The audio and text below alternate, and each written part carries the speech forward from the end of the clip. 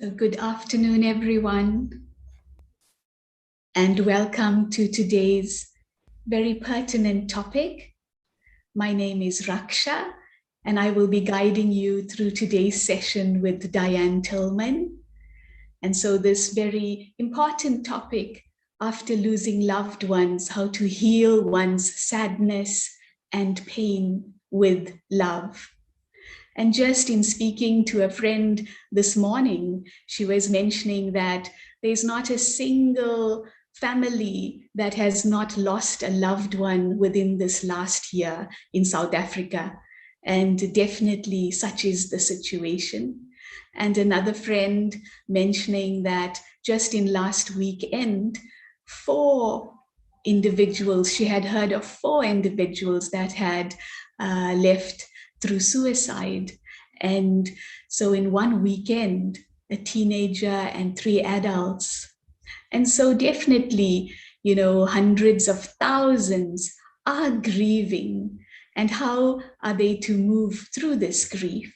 And so thus we approached Diane Tillman to guide and support us to learn how to heal the sadness and the pain of grief. And so Diane is an educational psychologist, a marriage and family therapist, and meditation teacher. Welcome, Diane. It's wonderful to see you. I know it's bright and early there in Seal Beach, in Seal Beach, California. And so it's 7 o'clock there and 4 o'clock in the afternoon for us here. But wonderful to see you. Thank you for joining us and being with us this afternoon to really guide us and many, many, many families through this very important topic. And so Diane is an educational psychologist, marriage and family therapist, and a meditation teacher.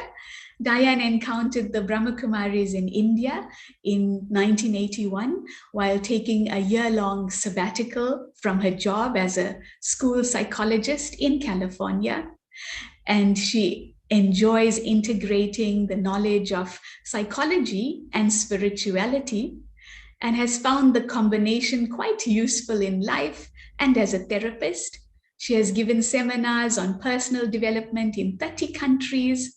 As a licensed educational psychologist, she is the primary author of the Living Values education series of books and a parenting guide, which we've used extensively in South Africa and in many, many, many countries. She has traveled to all regions of the world to facilitate Living Values educational seminars and workshops at conferences, schools, and in refugee camps for educators, Street Children Agency, and UNESCO. And we've had the pleasure of having her in South Africa on a number of occasions, attending conferences and conducting workshops. I remember when you had come to KZN and had done workshops with the street children as well.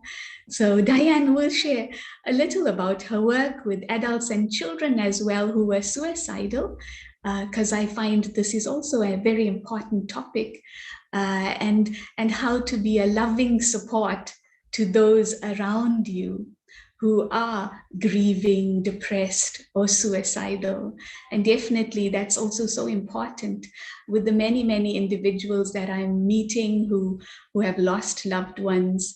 Even if they are struggling to cope, how do they then offer that support to those that are grieving in their families, be it children losing parents or adults as well who have lost dear ones. So welcome, Diane, and thank you. And I personally have been looking forward to our session with you. Thank you. Thank you so much, Raksha. It's a pleasure to be with you all, and I'm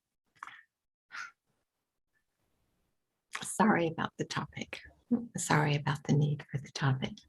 And incredibly sorry to hear that each family has lost someone in South Africa. It's so hard to lose those we love. I lost my mother. Her death date is coming up in just a few days. She died on September 17th. She and my father both died on the same date, 17 years apart. September 17th and 17 years apart. Amazing. But in thinking about this topic, of course, I thought about Elizabeth Kubler-Ross's 5 stages of grief. She talks about denial, and then depression, anger, and negotiating, which don't necessarily proceed in order, but happen and can rehappen and rehappen. And then finally, the stage of acceptance. I would like to add one more stage after acceptance into joy at remembering that person and the feeling of great love and gratitude. And I think consciously doing that is something that we can all do and that it's important to do. And with my mother in particular, the grieving was very, very hard because I felt untethered. I felt ungrounded. I felt I didn't even know who I was anymore. It was like that umbilical cord that had anchored me and was with me when I came into this world was gone. And that was no longer there. So in my own process of grieving deaths of people in my own life, I found different experiences. And I know that some of you have lost multiple people. And so my condolences for your loss. I know that it's difficult and incredibly difficult, incredibly painful. And never be ashamed of your grief, never be ashamed of crying. It's important to deal with our pain and important to grieve. It's important work to do. We rediscover our love and what we valued about them. And in that process, we, I think, can learn how to be very gentle with our own pain. And we can heal at a deeper level. And so I would like to go through several things. I'd like to look at grief and loss and maybe some healthy ways to begin to deal with that, and leave some windows open for you to explore, of course, your own ways to do that, and maybe just highlight some suggestions. And then I'd like to look at dealing with depression that can happen very often as a result of losing someone. And then I'd like to look at suicide and what we can do to support people, because suicide should never happen. Yeah. All right. So, one of the reasons why it's important to deal with loss and hurt is because it's in our present reality. And if we don't deal with our loss and our hurt, it will stay hidden, but it will emerge later in uncomfortable ways. So, what is the way that we can do that? One way, of course, is to talk to other members of the family and friends. I remember when my dad died, my brothers and I sat in a room with my mom, and we told stories about my dad the day he died. we sat there, we were trying to write an obituary, and it took us hours because we'd tell a story and we'd laugh and then we'd cry, and then somebody else would tell another story and we'd laugh and then we'd cry. And it was such a beautiful time. Painful but beautiful. It's really important to talk about your memories of that person and how you miss them. We need to be heard, and we can talk not only to others, but we can also talk to ourselves. You know, for example, when you come home and you open the door, you might want to say, "Hi, Mom, I've been thinking of you today," or "Hi, so-and-so, I've been thinking of you today. I miss you." Wake up. And I know this sounds funny, but I feel that the soul hangs around after they die. And so they hang around for at least a couple of weeks. And so it's lovely to talk to them. I know that one of my brothers called and he said, "Mom visited me." And I said to him, "She visited me too." And he said, "She did." But it was such a feeling of light and joy when the soul visits. But with my dad, it was more like there was his presence for a long time. So to think of that person, to pray, to meditate, to send peace to that person, whatever your faith is, to surround the souls that are continuing on their journey with peace and with love. This is something that is so important to do. But we can only do that if we're gentle with ourselves. And we can do certain steps. So talk to that soul, whoever it is, just like they're there. Talk to your friends. You might even want to write. Maybe there's bad memories as well as good memories. So write down, make a letter, write a letter to that soul. Tell them what you loved. Tell them what you're experiencing. Tell them what you've learned from them, because we all learn things from them.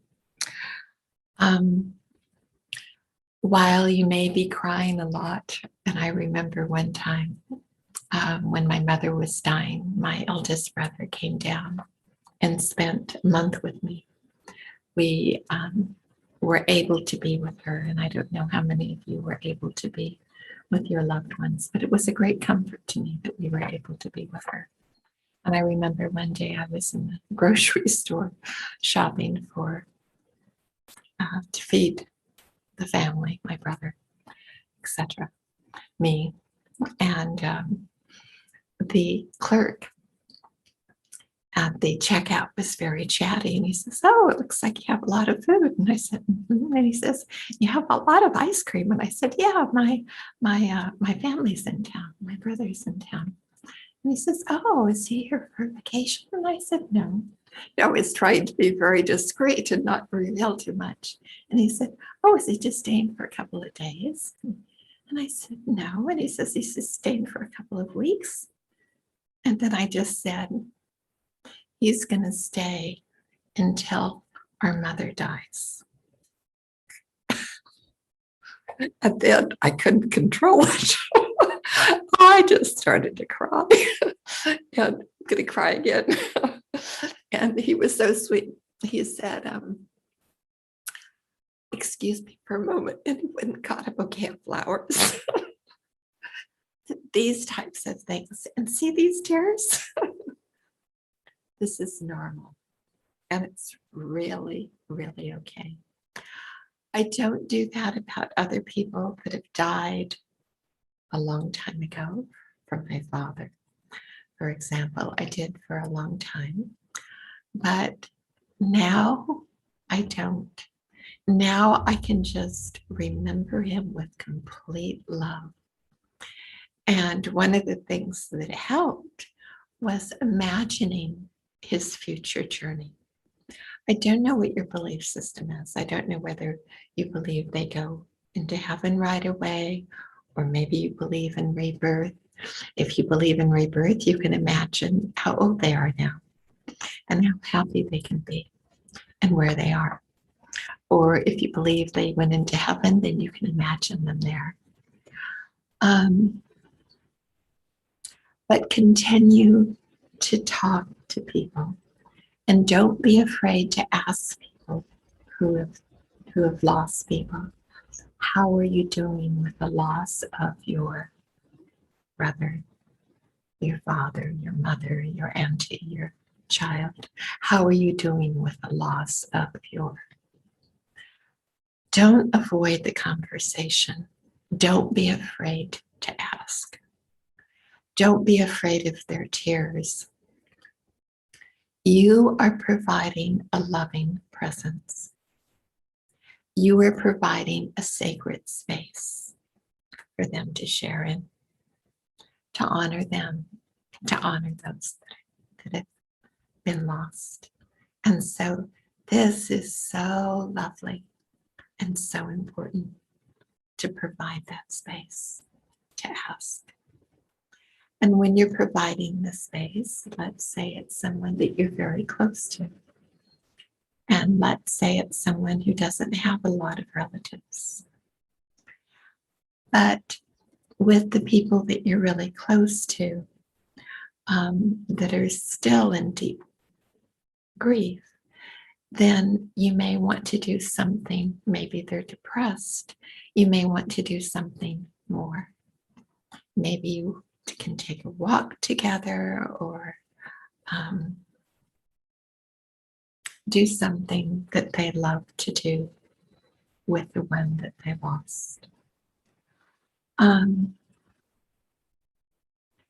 Grieving groups are really healthy.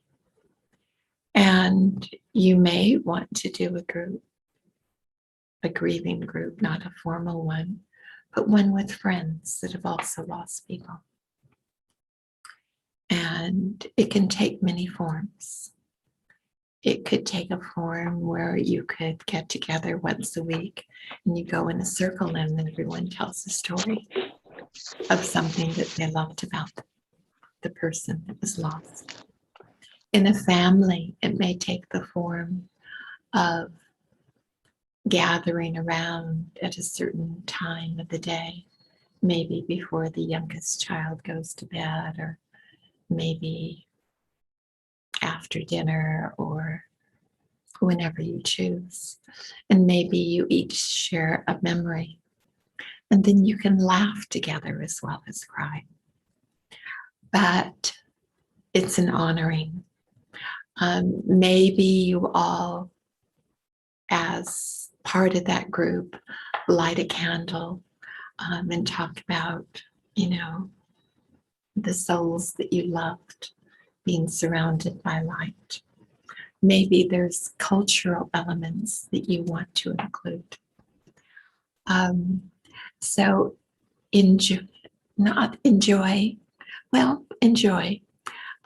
It's a hard thing, but you'll enjoy it in that it's real. And it's important to stay real when you're grieving, to stay authentic. If you bury your emotions, and they're very strong emotions, they're going to explode into other things later. And so it's very, very important. Another thing is that we as human beings tend to carry pain in certain locations of our body. So some people carry their pain in their throat, some people in their chest, some people in their stomach, some people in their gut. So this pain of grieving is very real. with the pain of grieving, I know for my dad, I'd feel it in my chest. And what I would do is I would surround that pain with love. The pain would sometimes last for 2 hours, but I surrounded it with love consciously. So when you pray, when you meditate, take in a lot of love from God and then surround your pain with that love. And it's like it heals it. It soothes it. It acknowledges it. But you're not afraid of it. You surround it with honor, with sacredness, with love. And so whether you're doing dishes or you're taking a walk or you're watering some plants on the patio or whatever you're doing, surround that thing with love. For me, it would always take about 2 hours to have it disappear. It would come back later. Maybe the same day, maybe the next day, I do the same thing. But gradually, that pain is replaced. And there's only the experience of love when you think of that soul. So this is another thing that I find is incredibly, incredibly helpful. As you continue along in time, and perhaps you're lamenting the loss, and you're asking why, and you can seek your answers from God, but a saying that I have heard that I appreciated was that every soul has their time and God decides that time. So just say they had something important that they needed to do. Their time with me in the physical form is over. But my love for that soul will always be in my life. And so, again, that love for that soul, the memory of the soul will always be with you. That love continues. So allow that love to continue. Allow you to remember them. In order to honor them and in order to continue on, in order to help avoid thoughts of suicide, one of the things you may want to do is think about their qualities. We'll do that later in a little meditation, to think about their qualities and write them down. You might want to think about the qualities of all those that you really love that passed. So write them down and think, I am going to honor those qualities.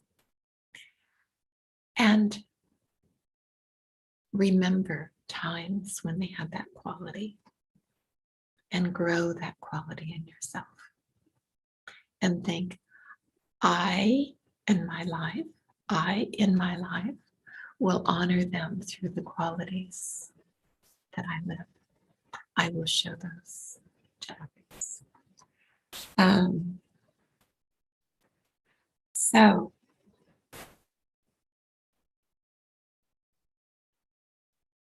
continue to treasure them. It's okay to grieve. I know with some people, they're very, very close to you. It'll take some years for the grieving process. It took me several years to convert memories of my father, probably 5 years, to completely and only have love and joy when I remembered him. But you can move towards that. And in that process, you can have gratitude.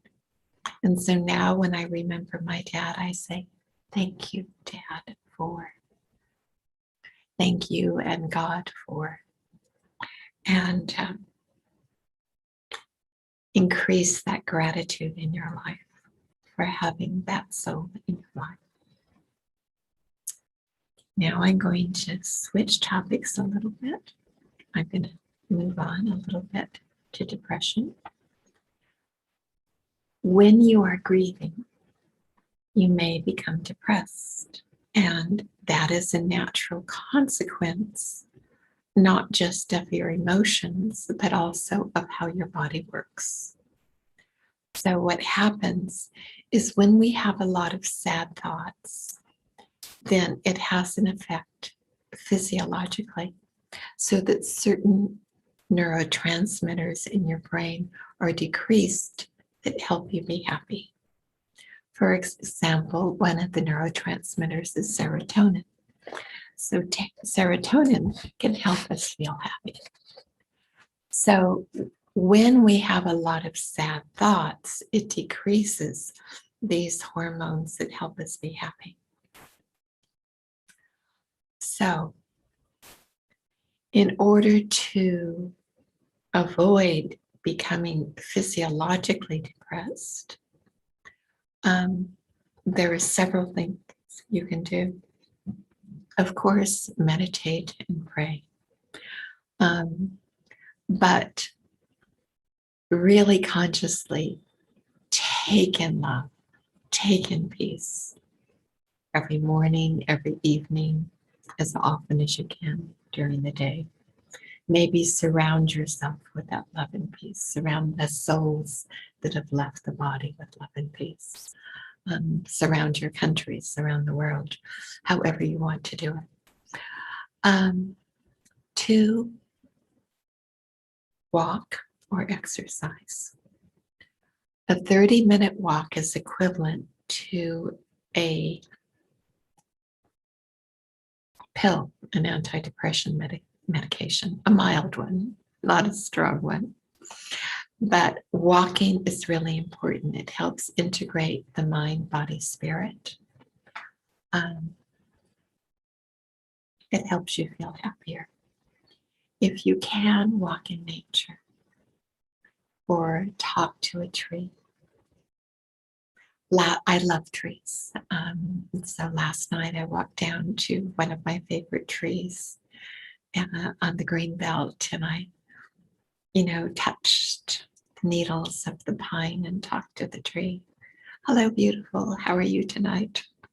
And the moon was shining, and it was so beautiful to see the moon through the trees. I have a friend that once said to me, when you walk, the trees are curious about your sadness or your fear, and they take that sadness and fear and they lift it to the heavens. So walk. The third thing, when you can, eat healthier. Eating healthy is really, really important for your body. So it's said that a half a cup of healthy food, maybe it's beans or with your favorite rice or whatever it is, but with a half a cup, within 20 minutes, your serotonin levels will increase. So try to eat healthy as much as you can, because you want to help the body not go into a physiological depression. If you are already depressed, that's what is. So honor that. But do the things to help your body get out of that. So what you're doing with your meditation and prayer is you're having positive thoughts. So that's going to help. And then the walking, the healthy diet will help those serotonin levels come up, and you'll be better. So do that. Another thing to do when you can.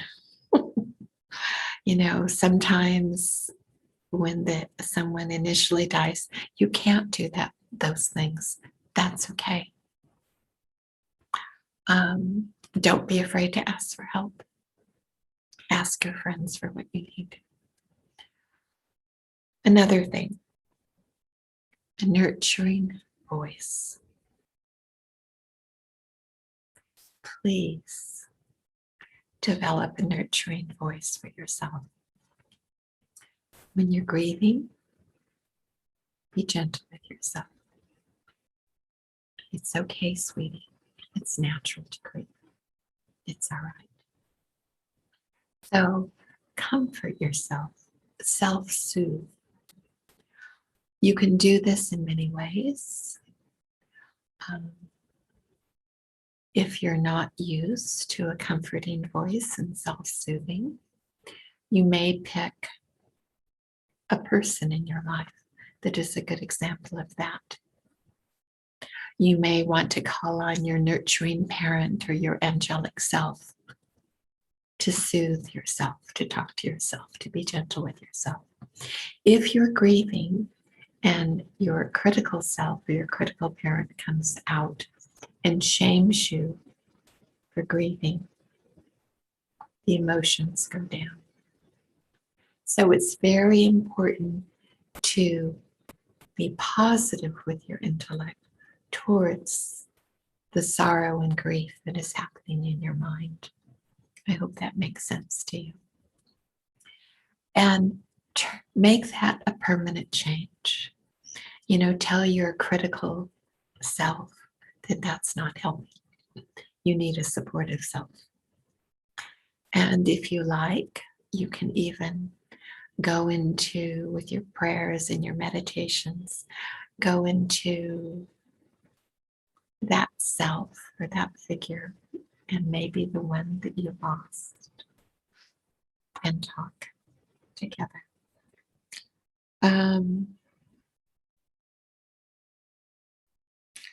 Okay. Another thing is the qualities that you have, the qualities you've taken from your loved ones. For example, you can say, my father was, name the qualities, or my friend, or whoever it is that you lost. But pick their qualities. So-and-so was love. My dad was love. I am love. My father didn't know a stranger. I respect everyone. My mother knew how to be in the moment, enjoy life. I know how to be in the moment, enjoy life. One more thing, because I want us to have time for questions and for a nice long meditation. One more thing about that is that be careful about negative thoughts in terms of absolute negative thoughts. Some absolute negative thoughts are true, such as, my life will never be the same. That is true. But to say to yourself, I will never be happy again. Ooh, not a good absolute thought. So be very, very careful about absolute thoughts. Don't think that your future is ruined. Don't think that you'll never be happy again. If you have one of those thoughts, then counter it with a positive thought. If you catch yourself with an absolute negative thought, then write it down. Is it true? You don't know. So write down a positive negative thought, such as, I have received a lot of love in my life. I am a loving person. Every loving thought that I have comes back to me from the universe. Or I allow myself to stay in the present. I allow life to flow. I have received a lot of love. I am loving. Love surrounds me. So as much as possible, check those thoughts, write them down, write a positive thought to take its place whenever you think of that. You may have to search for a positive thought that's powerful enough to block out the negative thought. It may need to be something that you really believe in strongly. So write that down, and then when you pray or meditate, become the embodiment of that thought, so that when the negative thought comes, you can put it in. Those are just a few things, and all good wishes. And of course, talk to your friends, continue with your circle. And it may be a circle of one person, one friend in you, or it could be many. It could be 10, it could be 20. But make it small enough that you all get time to tell one story. Okay, I'm going to move on to suicide now.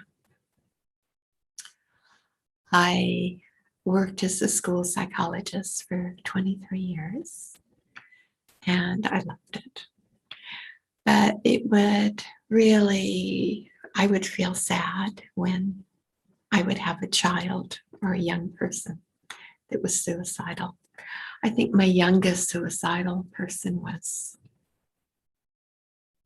7 or 8. Oh, And then I remember older ones, of course. I've been very, very fortunate in that I've worked with many adults that were suicidal as well. But I've been very, very fortunate in that anybody that I've worked with has not committed suicide. And I don't know, maybe I was lucky, but there's 2 things that I do before I let them out of the room, the space that we're sharing when I first learned that they're suicidal. If it's with children, what I would do is I would say, I want you to draw me a picture about what happens when someone dies. And so they would draw me a picture. And it may be a picture, sometimes they drew a picture of, the coffin. Sometimes it was a picture in the graveyard. It will depend on the culture. And then I would ask them, I would say, this is, I would describe the picture and I would say, so this is the body. So when people dies, the body dies. And I would ask, is there another part that feels? Is what part of the human being feels? And they would always tell me, well, there's a soul or there's a spirit. And I would have them come up with it and they would name it. But everyone came up with it, a spirit or a soul. So I would call it whatever they called it. And I would tell them, when the body dies, the body doesn't feel anymore. And what happens to the spirit? Where do they go? Do they still feel? And I would tell them, yes, the soul or the spirit continues to feel.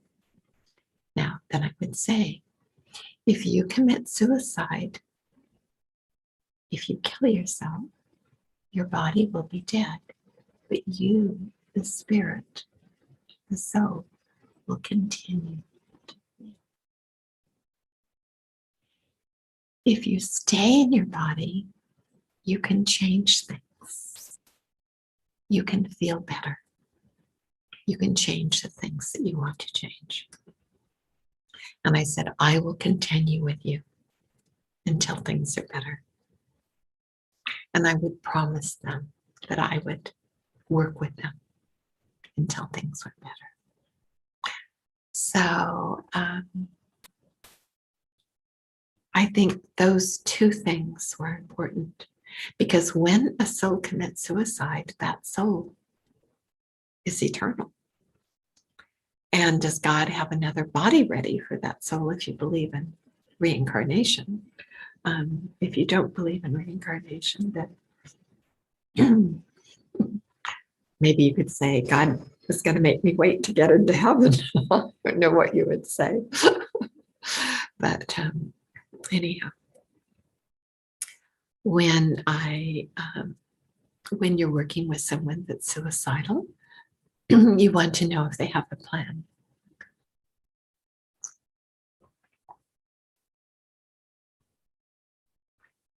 In this country, suicides have increased immensely as well. And unfortunately, well, in reality, what happens is that men are very effective at committing suicide, because in this country they use guns, and so they're very effective at it. Unfortunately, women are not as effective, and they are usually saved tragically. Some of them do die. But you want to know if you're a person that is suicidal, if you have a friend that's suicidal, if they have a plan. If they do have a plan, that's not good. And I would suggest that you tell them how incredibly important they are in your life, or their children, or for whoever, or for whatever. But tell them how important they are, and ask them to promise you to not commit suicide. Very, very important. Let them know that they can call you anytime. And then do some of these things, perhaps, that we've been talking about. Give them some time. Let them know they're important. Help them grieve if they're committing suicide because they've lost so many people to the pandemic or to illness. Then help them come up with a ceremony that helps them feel better, whether it's putting a picture of their loved ones out and writing poetry to them, and then sharing that poetry together with friends, and letting them know that we can honor the lives of others and the good that they've done by living that good now. Good luck. But if you're considering suicide, then know that you're important for the world. You know, God creates each one of us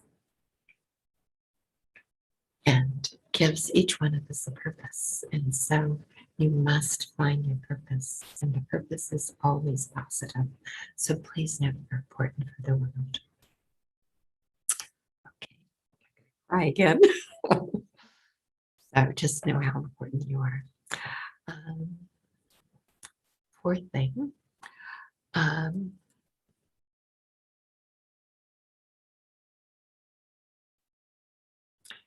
whether they're suicidal or whether they're just depressed, I guess I've already mentioned it, but be that person who's willing to listen. Don't make any suggestions until they have finished talking. Don't make any suggestions if they don't want any suggestions. Don't tell them what they need to do. If you are compulsed and tell them what they need to do, make it one small suggestion and do something with them that they would enjoy. You are very important. Each one of us can be a support to others who are grieving. And it will get better in time. With time, grief fades. And keep your list of their qualities. Be grateful. Thank the people for being in your life. And continue to surround that pain with love. And soon, it may take a while, so not necessarily soon. At some point in time, there will only be love. And you remember that. And that love is important for that soul, because souls are eternal and they continue on their journey. And they will be happy knowing that you are okay. Okay, so time for questions. And then we'll have a nice long meditation.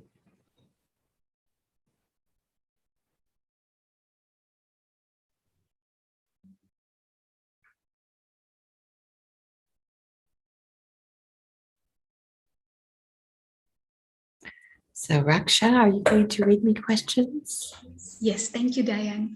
Okay. So if those that are listening in, I see there's about 140 people. There's some on YouTube and about 100 on Zoom. It will be wonderful if you can type your personal questions that we can pose to Diane so she can further explore your personal need. So if you can type it in the chat, that will be great. Or if you want to unmute and ask your question, you can also do that.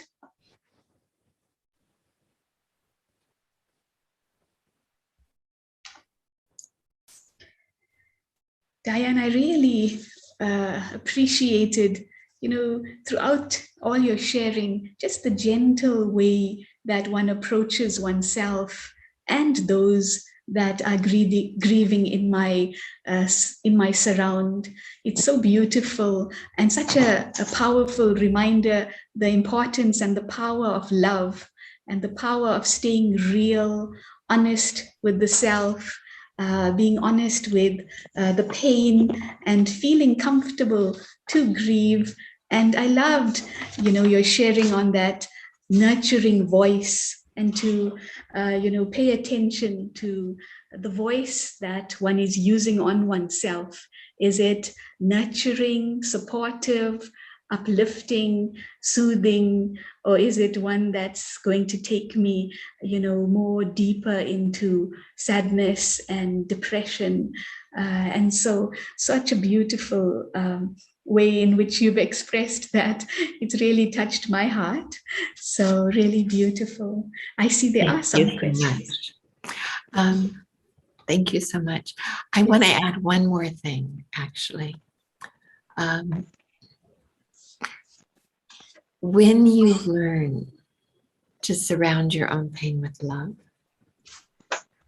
in time, you will be comfortable with your own pain. And this is a huge advantage in life. When you're comfortable with your own pain, you don't need to go into an addiction. You don't need to go into escape behaviors. And even more beautifully, you can be comfortable with the pain of others. So you can be a support. But our pain can have a message for us, and it's always one of beauty. So don't be afraid of your pain. Thank you, Rich. Thank you. So there's one question from you don't need to mention the name. Okay, names, yeah. So could Diane kindly repeat the suggestions to increase serotonin levels? That would be greatly appreciated. Yes. Walk at least 30 minutes a day. 30 minutes is equivalent to 1 mild pill of antidepressant medication. But walk, exercise, dance, put on music and dance your emotions. Move. Be in nature. Be in nature. It really does help. Positive thoughts help. Healthy foods help. So maybe you have brown rice and beans but healthy foods help. So.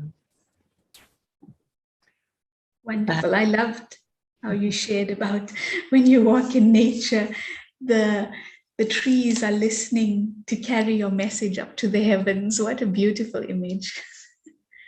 So very beautiful. So another question, where does the soul go when it dies? Well, it will depend on your belief system. Everybody believes different things.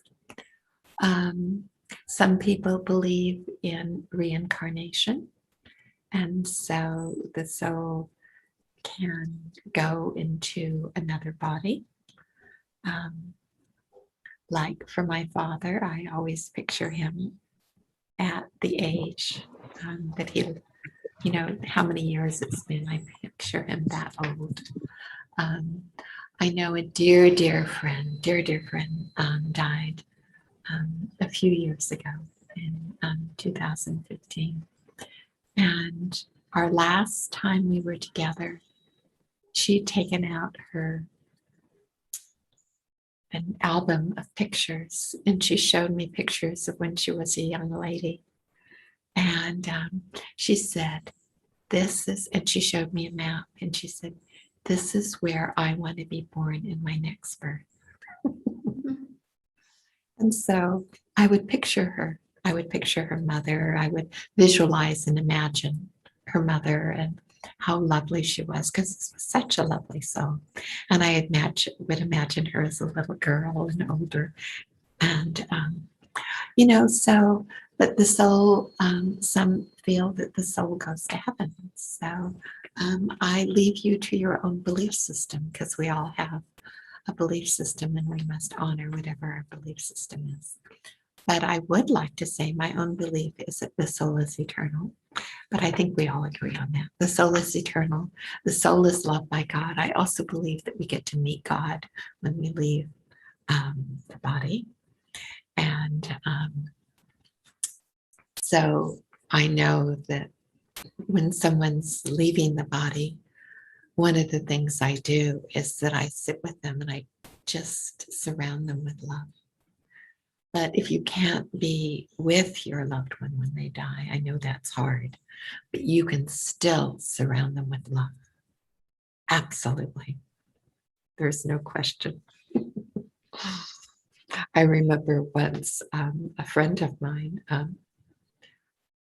was pregnant, and I woke up one night at 12 and I thought, oh, she's having the baby. And so I actually, I couldn't go to sleep. So I just sent her love, and her husband texted me, so-and-so's, having the baby now. I said, I know, I'm sending her love. He said, she knows she can feel you. So,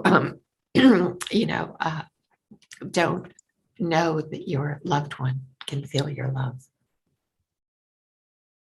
Okay, other question. Wonderful. So there's some lovely questions coming through. Thank you all, and lots of appreciation. So the next question, please share what is the obvious and less obvious signs of a child who is suicidal?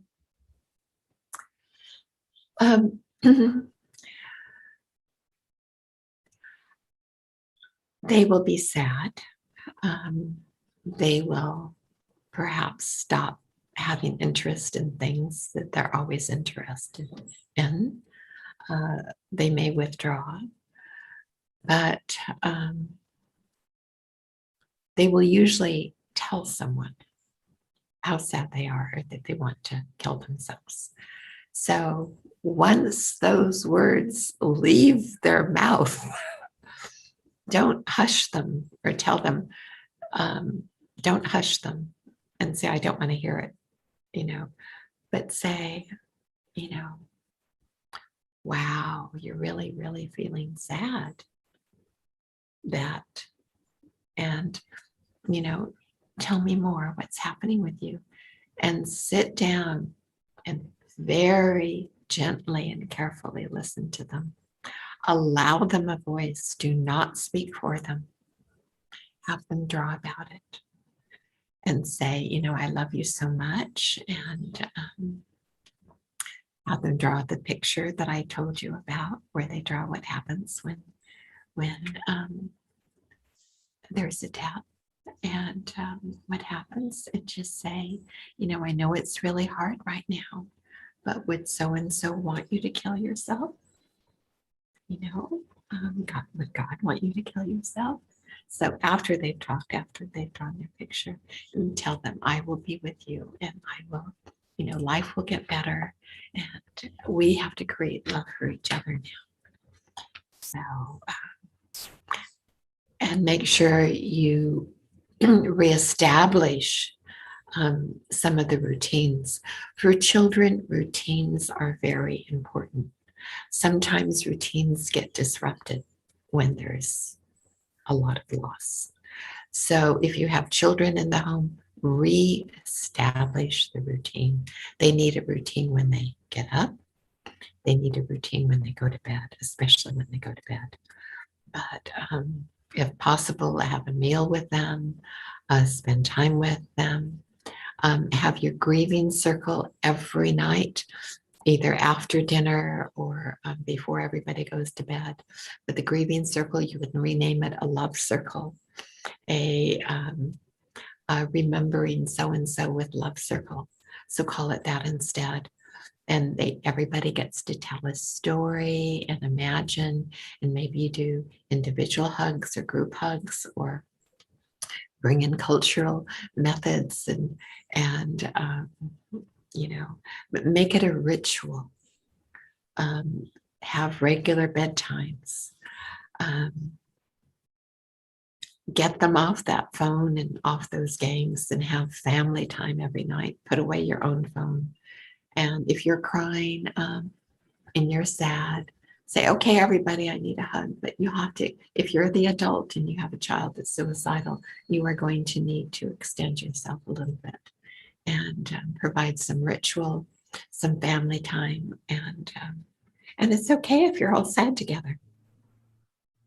But if you're all sad and you comfort each other with love, this is what's important. And to let them know that you will be there. Good luck. Thank you. So another question, how does one deal with the pain of losing a child? Can you please elaborate on this? I think that's the worst one and the hardest one. And I'm really, really sorry. My heart goes out to you. All the mentions, all the things I mentioned above before, do those things. Put out a picture of your child.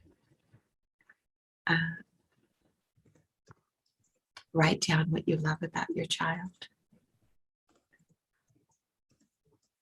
And think about what that child wanted in the world, or what would have prevented his death or her death.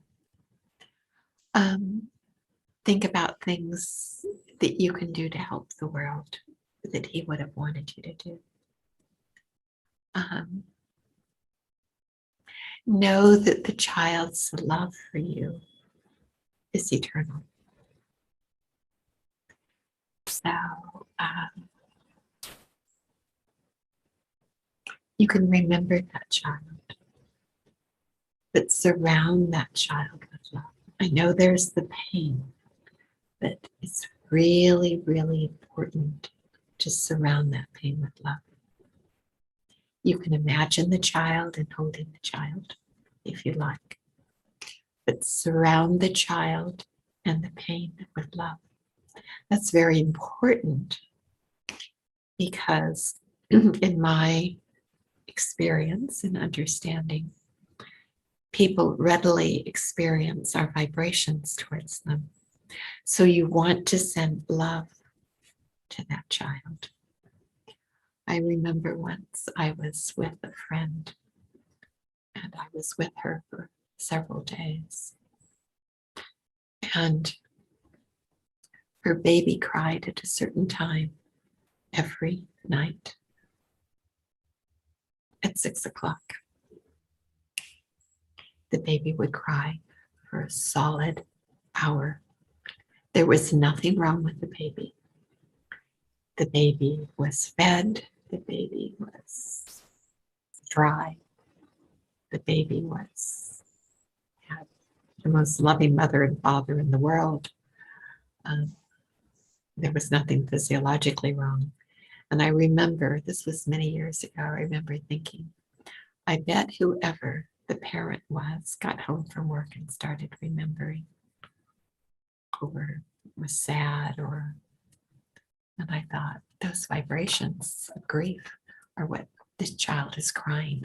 The child was wailing as though it was receiving sad, sad vibrations. So I know you're sad, but surround the sadness with love. And talk to the child gently, but it's important to heal and to take strength from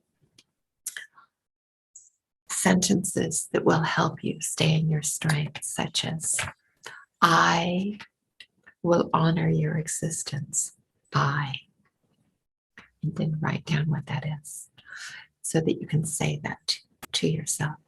I will honor your existence by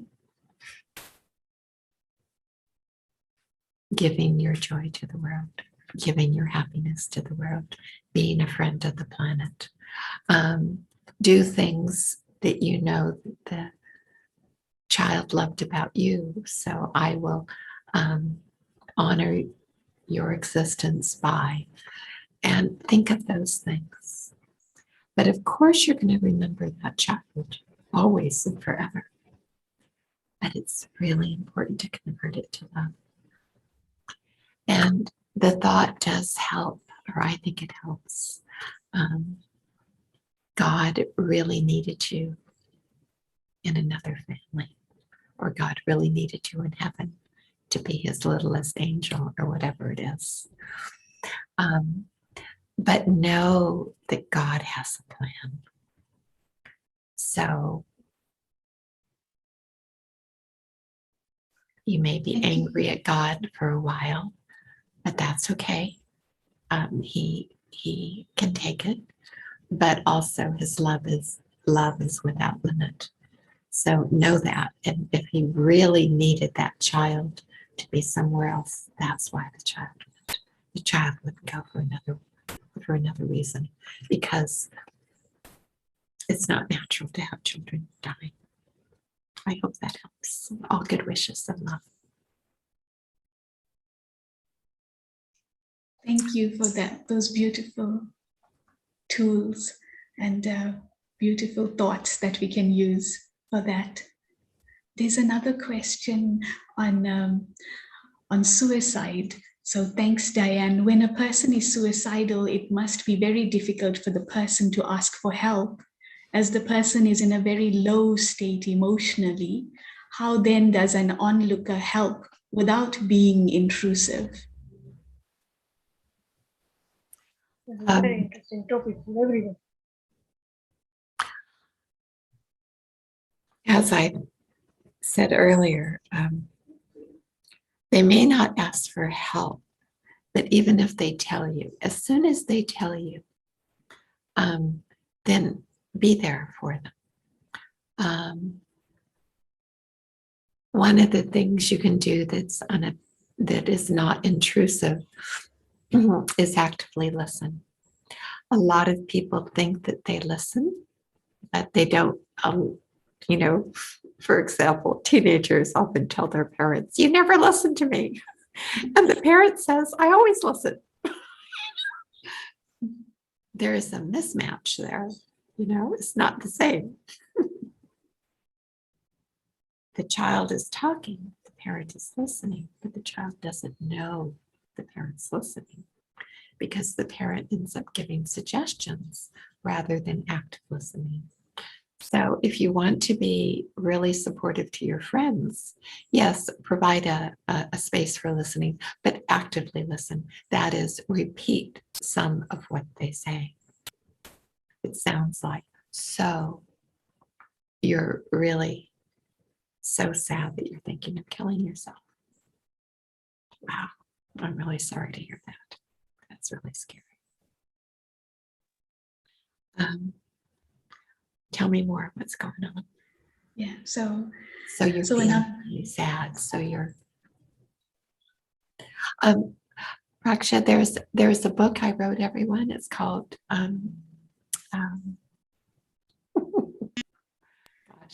Nurturing with Love and Wisdom.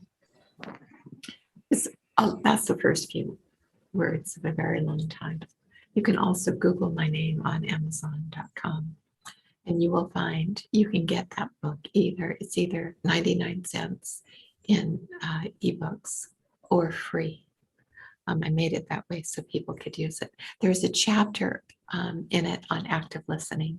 So read that chapter on active listening or another book. But listening is something that you can do that's very unobtrusive. And saying, I'd love to see, and then saying, I want you to promise not to act on this, finding out if they have a plan, and then making a time to see them the next day. Or say, what do you need me to do that will help? And discuss ways that you can help that person or other things that they can do once you've listened. wonderful what you shared. Also create the space so that they may open up. That's great. There's two more important questions. One is, what are ways or tools of preparing ourselves and our children for death spiritually? So anticipated grief.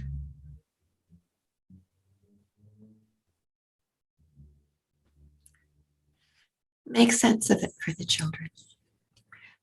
One of the things that children need very much is they need you to interpret the world for them. So this is important if there's war or if there's whatever's going on, if there's suicide, or you need to interpret the world for them for death, as you've just said. So, you can say to the children, grandma, mom, auntie, so-and-so, uncle, so-and-so is really sick right now. And when the body's really sick, then sometimes it gets so sick that it can't continue to live because it doesn't work anymore. So the soul who uncle so-and-so, auntie so-and-so is, will live forever. And we can always send them love, but grandma's going to leave the body because her body doesn't work anymore. And if you believe in reincarnation, you can say she's going to be taking a new body and she gets to be healthy and happy again. I think explaining to them, for example, if you're explaining war, you can say, some people, or anger, some people don't have enough love inside and their love all dried up, and that's why they're mean, because they don't have enough love. But we're lucky in our family because we have love. So we know how to not be mean, we know how to be kind. So explain the world to them. This really helps. Your comfort with death will help them. Being comfortable with dying, with the person dying, is what you can do. And if someone's dying, if they're not in the hospital, you can have everybody a visit, and the children can go visit too. Don't keep the children away when someone's dying, unless there's a contagious disease, of course. They need to be protected, but, so protect them physiologically. But maybe they can wear a mask and stand at a distance and write a picture, or you draw a picture and give that to grandma, or give that to auntie or uncle, or whoever, another child. And tell them all the things that they want to tell them. I remember when we did this, and I love this about you. And let them participate in saying goodbye, and explain it in such a way that they know that it's a natural process. This flower grows and grows, and then it has a time when it's, most of the time it's Because he contributing wanted to get the money, beauty his gifts, to the world. So this flower is contributing so much beauty to the world for so long, and then it's the end of its time, and so the body begins to decay, and then it's time to leave. But the seed grows another flower. So the soul is the seed. So explain things, have them participate in saying goodbye, and if they can, be present when that soul leaves the body, and don't be afraid of it. It's a natural process. Thank you. That's really beautiful. And another question. Thank you, Diane, for your angelic guidance. Please guide me on forgiving oneself and your departed loved one for those moments of conflict or contrast in expression, especially during those closing times together, when you feel you may have not acted from your best space towards them. Yeah, that's a hard one.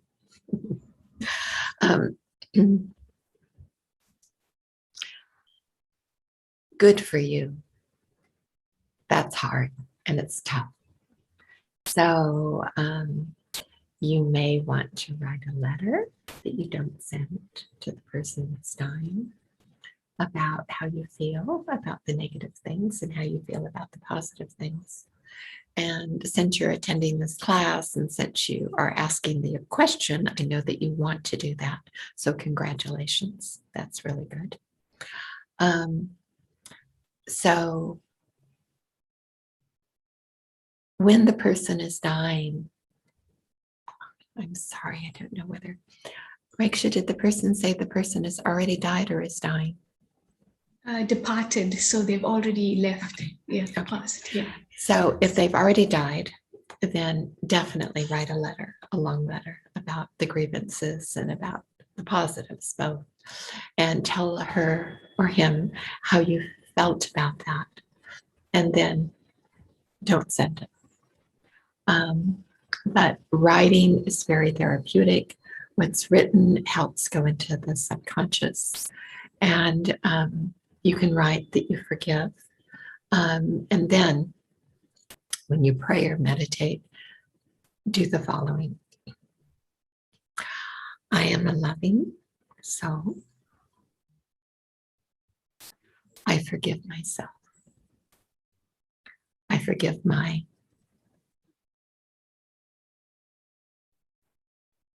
am sending that soul love and forgiveness, and forgiving myself. And I know we both wanted the best. So I will honor the memory, knowing what is most important for me. Something like that will really help. But I find in the process of forgiveness that if you say to yourself, I am, and list your qualities, I am a divine radiant being, or I am a loving soul. I am a soul that really cares about others. I'm a soul that cares about our planet, whatever it is. List that, say that first, and then say, I forgive myself. Before I forgive the other one. For some reason, my experience is that it's so much more effective. So do those things, and good luck. I once had an experience where someone died who had been in the family who had become mentally ill and had caused a lot of sorrow. And I know that all the family came to see that soul. And it was part of the process of forgiving to just show the love.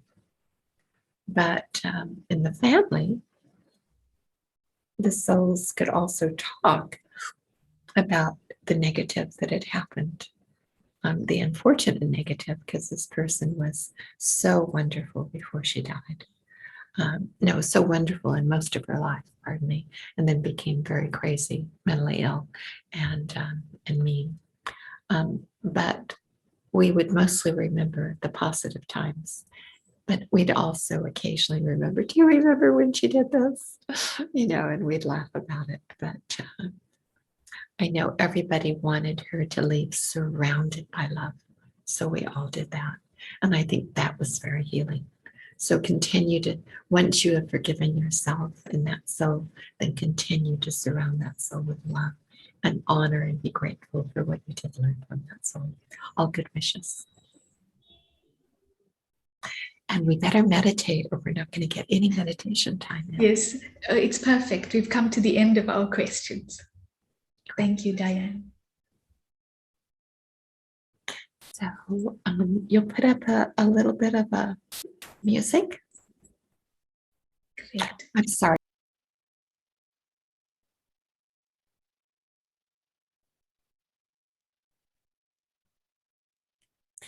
You are loved by the highest one.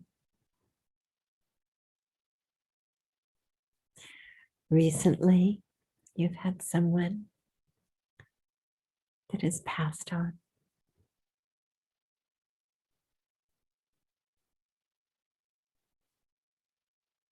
So please visualize that person.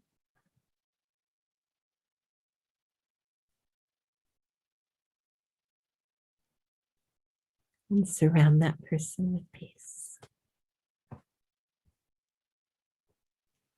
or with love. And tell that person what you would like to tell him or her.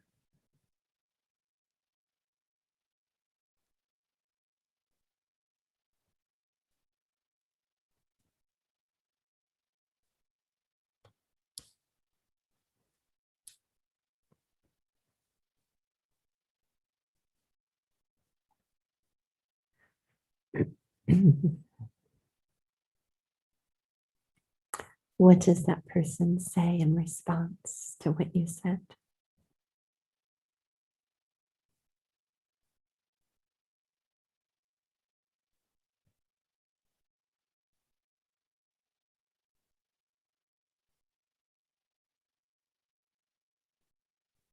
And what would you like to tell them?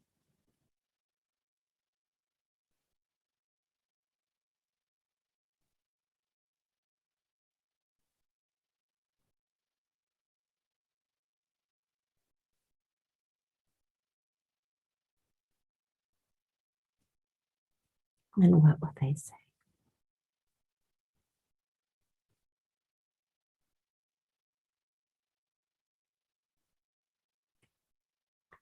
What gift have you taken from this person?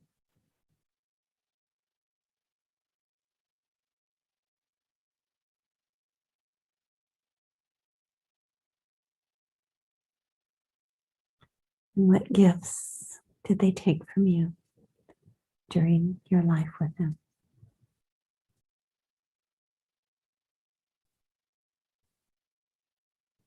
What did they love about you? What did you love about them?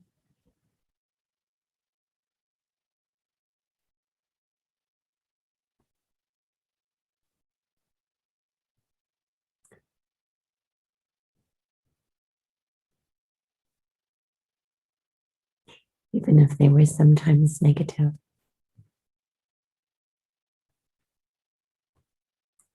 Do you want to ask them about it? Ask them what they were trying to do, what was happening with them. Maybe tell them and listen to their answer.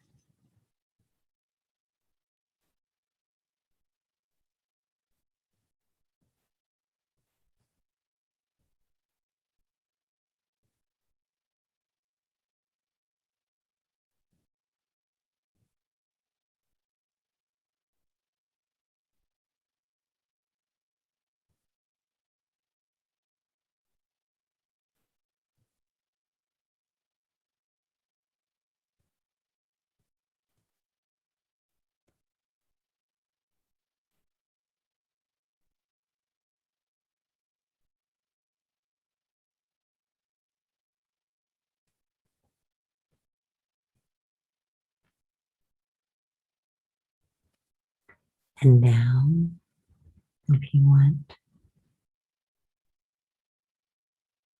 you can hold their hand or sit them next to you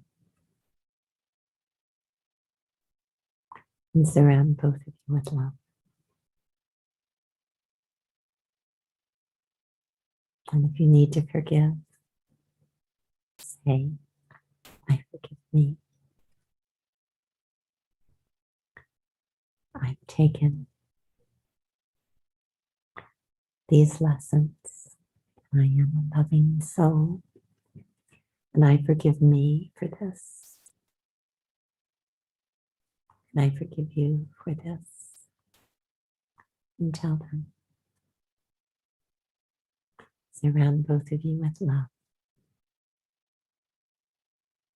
Our beautiful lessons learned are, or what I appreciate and am grateful for is,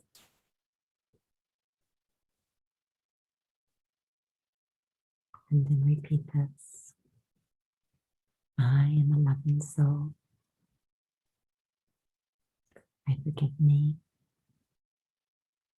I forgive you. I am grateful that I've learned about the importance of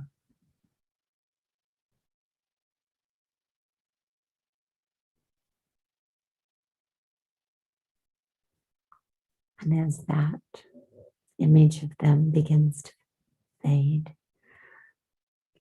surround the soul with love.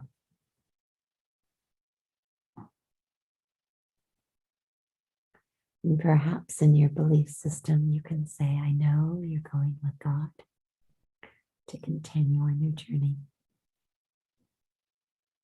And my good wishes for you on this journey are, and tell them. And tell them I will continue to remember you with love and accept these gifts from you in my life.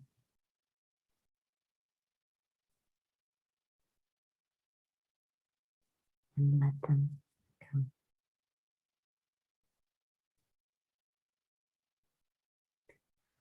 But sometimes when you remember them during the day, you will feel the pain of that sorrow, of that loss, in your throat, or your chest, or your tummy, or your gut. So if you feel that now,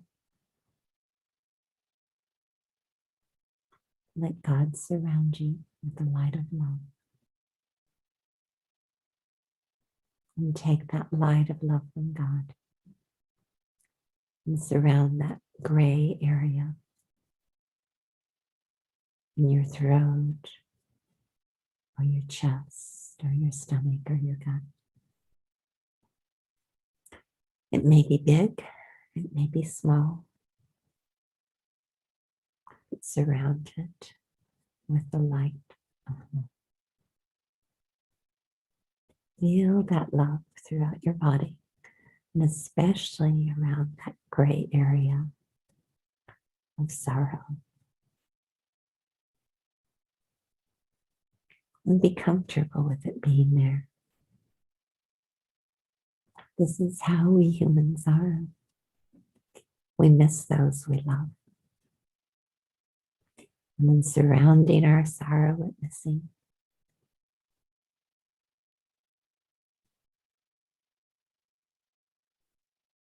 That sorrow will gradually be dissolved until there's only love.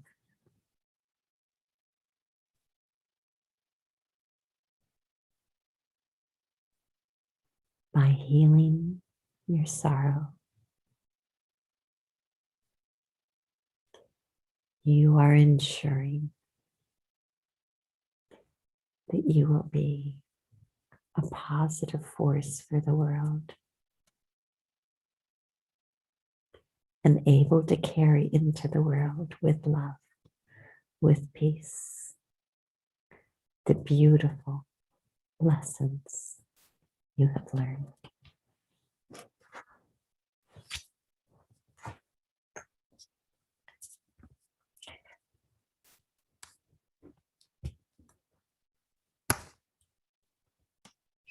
This person was important for you in your life. You are important to others. You are a gift to the world.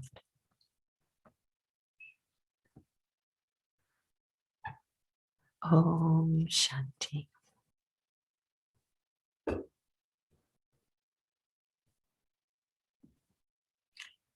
You've all had great courage to be here, and I wish you well.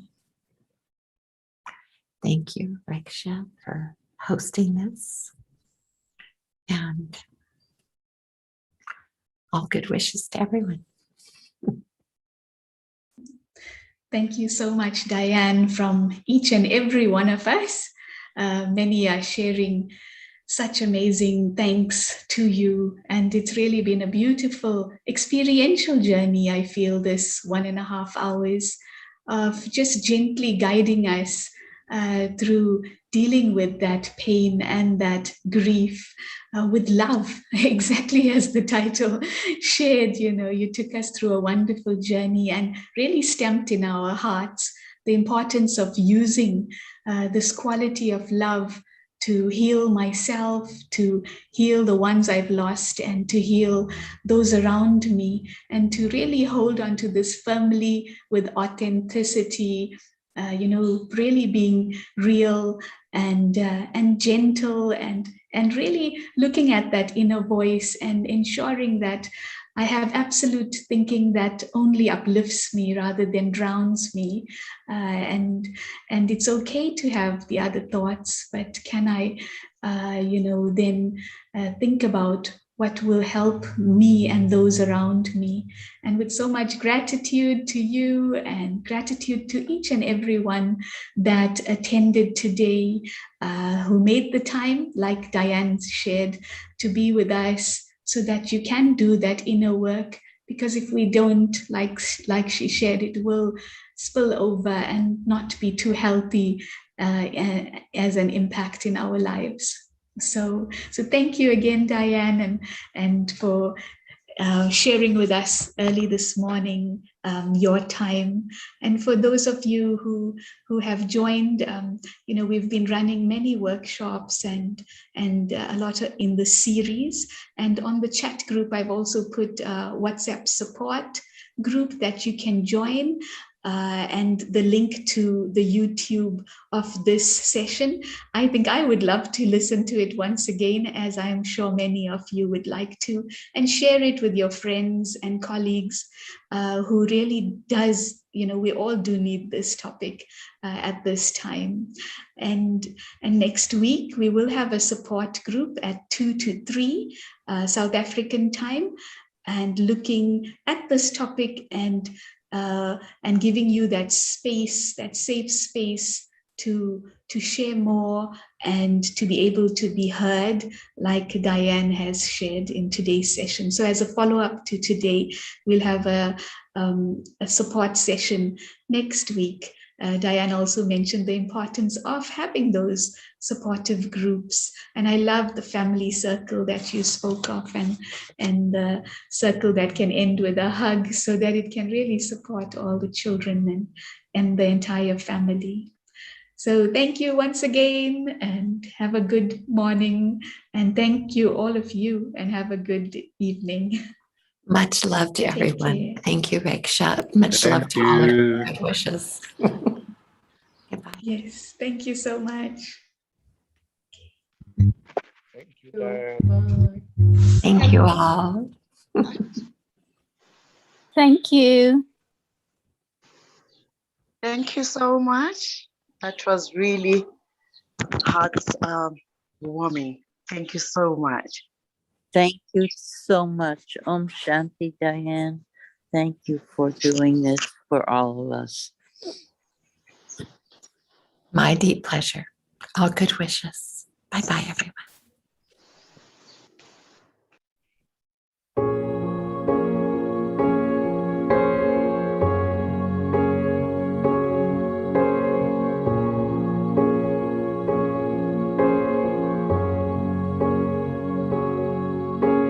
Come, take a ride with me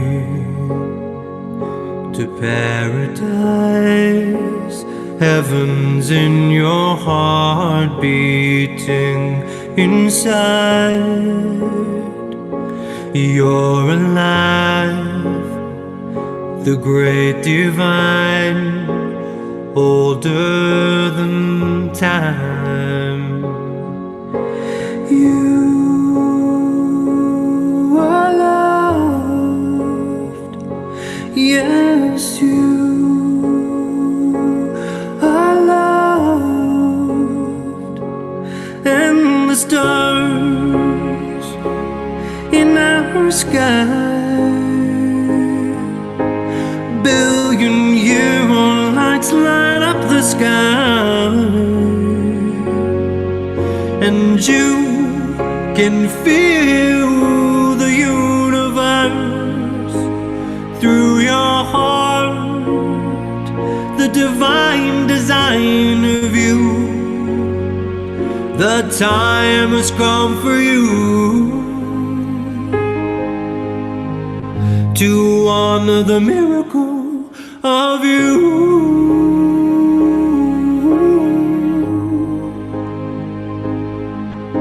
And you are so beautiful, the way your body moves and holds it all. Your heart lights up hearts, and your love illuminates our world. Your soul is old, your soul is old, and the stars in our sky, billion-year-old lights light up the sky, and you can feel the universe through your heart, the divine design of you. The time has come for you to honor the miracle of you.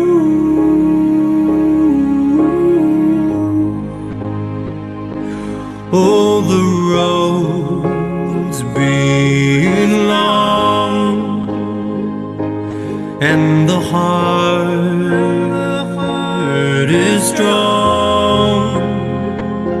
Let your love lift you up, let your heart rocket you to honor the miracle